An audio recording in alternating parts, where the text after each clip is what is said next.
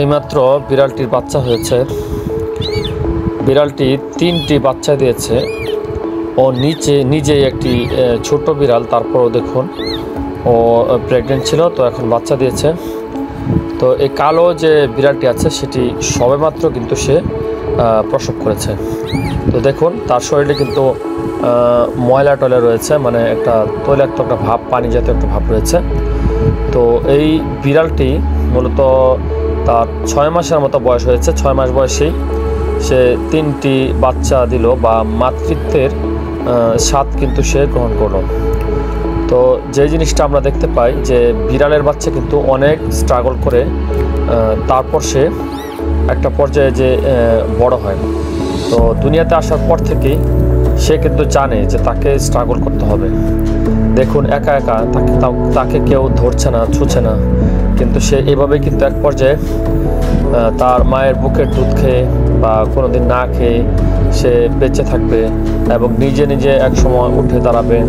এবং এক পর্যায়ে সে দুনিয়ার বিভিন্ন জায়গা থেকে সে খাবার কালেক্ট করবে, কীভাবে খাবার সংগ্রহ করতে হয়, কীভাবে জীবনের সাথে যুদ্ধ করে বেঁচে থাকতে হয়। এই জিনিসটা কিন্তু তাকে কেউ শিখিয়ে দেয় নাই, সে নিজে নিজে কিন্তু শিক্ষা গ্রহণ করবে। তো আমরা দেখি যে গরু যখন বাচ্চা দেয় তখন কিন্তু তার বাচ্চা উঠে দাঁড়ায়, বারবার পড়ে যায়, থমকে যায়, দুমড়ে যায়, আবার উঠে দাঁড়ায়, এবং এক পর্যায়ে কিন্তু সে 1-2 ঘন্টা পরে স্বাভাবিকভাবে সে দৌড়াতে শুরু করে। এবং এত পরিমাণে দৌড়ায় যে তার ভিতরে যে আনন্দের ফিলিংসটা সেটা বুঝতে পারা যায় যে সে নতুন নতুন দৌড়াতে শিখছে, এভাবে কিন্তু সে দৌড়ায়। তো এরকম কিন্তু আমরা মানুষ জাতি যারা রয়েছে, মানুষরা আমরা কিন্তু জন্মের পর থেকে দেখা যায়, জন্মের আগে থেকে আমরা প্রস্তুতি নেই, নানান ধরনের প্রিপারেশন থাকে যে আমাদের বাচ্চাদেরকে কি পড়াবো, কি খাওয়াবো, বাচ্চার মাকে কীভাবে সেবা যত্ন করবো, তার জন্য ভালো পরিবেশ তৈরি করা, সব কিছু কিন্তু আমরা করে থাকি। কিন্তু তারপরেও আমরা কিন্তু আমাদের সন্তানদেরকে সেভাবে মানুষের মতো মানুষ করে গড়ে তুলতে পারি না। আর এই বাস্তবতা যে কত কঠিন, সেই কঠিন বাস্তবতায় তারা কিন্তু টিকে থাকতে পারে না।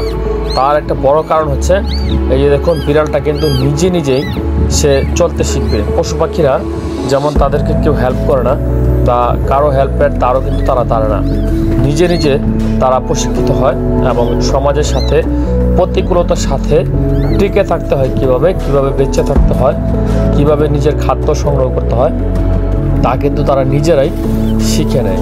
তো আমরা মানুষরা যদি ছোটোবেলা থেকে নিজের পায়ে দাঁড়ানোর চেষ্টা করি, যেমন নাকি উন্নত কান্ট্রিগুলোতে রয়েছে, কেউ যদি অ্যাডাল্ট হয়ে যায় বা 18 বছর হয়ে যায়, তাকে নিজে কোনো একটা কাজ করতে হয়, তার নিজের স্কিল বাড়তে হয়, দক্ষতা বাড়াতে হয়, তাকে কর্মজীবী হতে হয়। আর আমাদের এই দেশে বাংলাদেশে মোট কথা হচ্ছে মানুষ দুবেলা খাবার খেতে পারে, তার আর কোনো টেনশন নেই, কোনো চিন্তা ভাবনা নেই।